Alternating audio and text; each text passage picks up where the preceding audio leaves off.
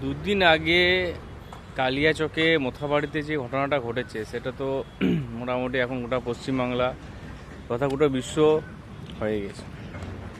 গোটা ভারতবর্ষ তো বিভিন্ন প্রান্তে এটা নিয়ে আলোচনা চলছে। এখন ঘটনা হচ্ছে যে এসআইআর, দেখুন এসআইআর যে খুব একটা সাকসেস সেটা তো আমি মানছি না, কারণ আমি তো নিজেও এসআইআর নিয়ে অনেকবার ফর্ম ফিল আপ এবং ফ্যামিলি মেম্বারদের নিয়ে আমিও অনেক ভুগেছি। এবার সত্যি সত্যি যদি কারোর নাম বাদ যায়, ডিলিট হয়ে যায়, সেটা তো খুবই উদ্বেগের। এটা নিশ্চয়ই কখনোই একটা ভালো জিনিস হতে পারে না। কিন্তু দেখুন, আমি অনেক দিন ধরেই দেখছি, সেটা এনআরসি বলুন, এসআইআর বলুন, আর আপনার ওয়াকআপ নিয়ে বলুন, বা এমনকি উড়িষ্যাতে একজন শ্রমিক মারা গিয়েছিল সেটা নিয়েই বলুন, কিছু হবে আর না হবে। মালদা মুর্শিদাবাদের মুসলমান, আমি একজন মুসলিম সম্প্রদায়ের, তো তবুও বলছি মালদা মুর্শিদাবাদের মুসলিমরা যে নিজেদের কী ভাবে জানি না, কিছু হবে আর না হবে রাস্তা অবরোধ, মারামারি, আগুন, দাঙ্গা, খুন খারাপা, যাকে জঙ্গি আন্দোলন বলা হচ্ছে। তো এটা থেকে কি কোনো লাভ হয় না লাভ হয়েছে, একবার সেটা নিয়ে ভাবতে হবে। এর আগে যতগুলোই আন্দোলন করা হয়েছে এইভাবে, তো একবার ট্রেনে অ্যাটাক করা হয়েছিল, ওয়াকআপের সময় বিভিন্নভাবে বেলডাঙ্গাতে বিভিন্ন রকমের অশান্তি সৃষ্টি আমরা দেখতে পাই। কিছুদিন আগে আপনার একটা শ্রমিক মারা গেছিল উড়িষ্যাতে, সেটা নিয়ে আন্দোলন।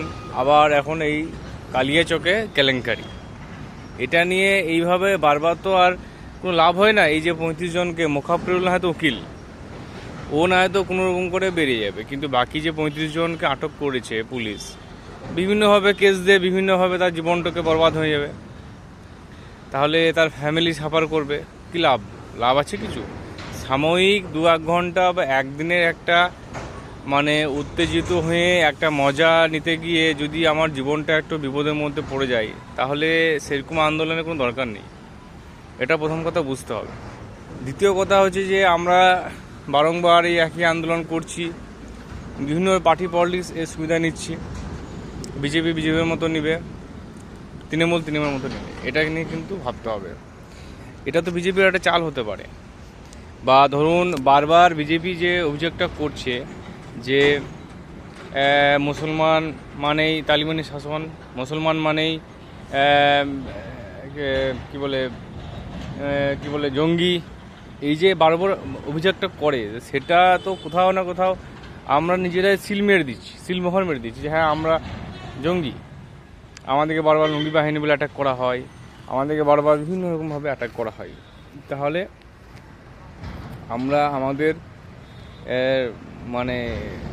পরিচয়টা আমরা বারংবার এইভাবেই দিলে আমরা কিন্তু দিচ্ছি, এটা খুব দুঃখজনক। আর একটা ঘটনা হচ্ছে যে ওইখানে ধরুন একটা রাস্তা অবরোধ, একদম যে কোনো অবস্থাতে কিন্তু একটা অপরাধ, আপনার ওটা নিয়ে কোনো সমস্যা নেই, ও অপরাধ। আপনি রাস্তা কোনো অবস্থাতেই আপনি কিন্তু অবরোধ করতে পারেন না। আপনি রাস্তায় দাঁড়িয়ে আপনি আন্দোলন করতে পারেন, রাস্তা অবরোধ করতে পারেন না। এবার দেখুন, একটু ভাবুন তো, এই অপরাধ এই যে ধরুন আন্দোলন, এই আন্দোলনটা যদি একটু অন্যভাবে হতো, যে আমরা রাস্তার মধ্যে আন্দোলন চলছে কিন্তু শান্তিপূর্ণভাবে হচ্ছে, তাহলে সবাই কিন্তু সেটা কীভাবে নিত বলুন তো? রাস্তা যে পথচারী, তারা সবাই ওটাকে কিন্তু বলতো যে না সত্যি এটা কিন্তু অন্যায় হচ্ছে, হ্যাঁ এদের এভাবে নাম ডিলিট হয়ে যাচ্ছে। এটা তো সত্যি যে হ্যাঁ আমাদের মুসলিমদের বেছে বেছে নামগুলোকে টার্গেট করা হয়েছে, সেটা আমি আমার নিজের ওয়ার্ডেও আমি এটা দেখেছি। হিন্দুদের কোনো চাপই নাই, যত চাপ হচ্ছে মুসলিমদের, বেশিরভাগই মুসলিমদের নাম বাদ দিয়েছে, সেটা তো আমরা নিজেরাও দেখেছি।